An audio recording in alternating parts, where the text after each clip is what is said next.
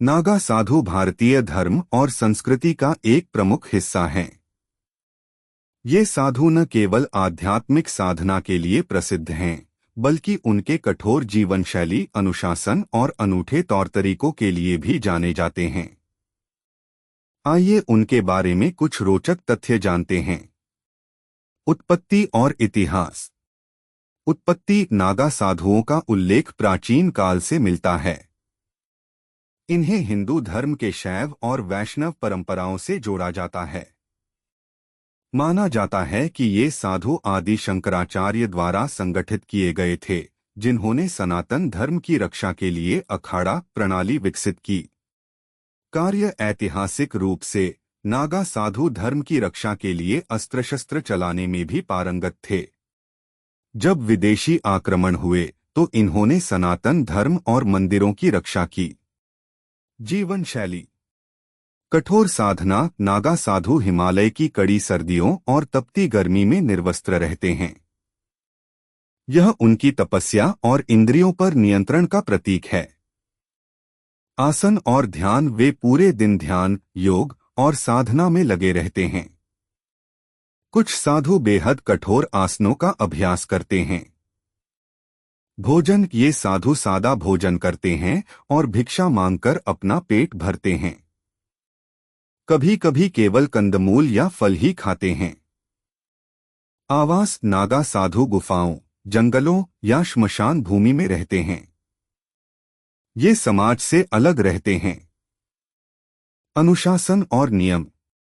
दीक्षा प्रक्रिया। नागा साधु बनने के लिए कठोर दीक्षा प्रक्रिया से गुजरना पड़ता है। व्यक्ति को अपनी सांसारिक पहचान त्यागनी होती है, जिसमें नाम, परिवार और भौतिक वस्त्र शामिल हैं।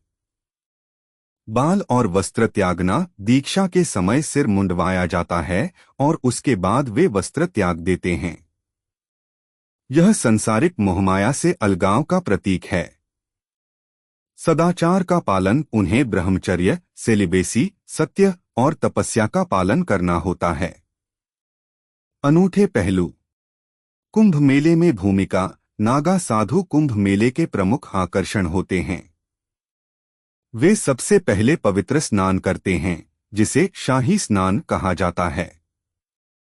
शस्त्र विद्या। वे परंपरागत हथियारों का अभ्यास करते हैं, जैसे तलवार, त्रिशूल और भाले। यह उनकी प्राचीन योद्धा परंपरा का हिस्सा है। भभूत का प्रयोग। नागा साधु अपने शरीर पर भभूत, अग्नि में जले हुए अवशेष लगाते हैं, जो मृत्यु और पुनर्जन्म के चक्र के प्रति उनकी उदासीनता का प्रतीक है।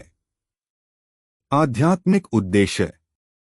नागा साधु का मुख्य उद्देश्य आत्मा की शुद्धि और मोक्ष प्राप्त करना है।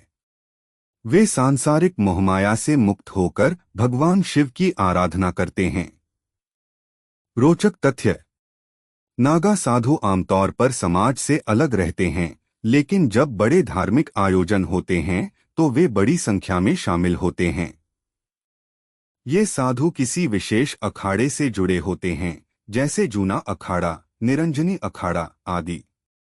इनकी उपस्थिति और कठोर जीवन शैली अक्सर लोगों के लिए आकर्षण का केंद्र होती है। नागा साधुओं का जीवन हमें अनुशासन, त्याग और तपस्या का महत्व सिखाता है।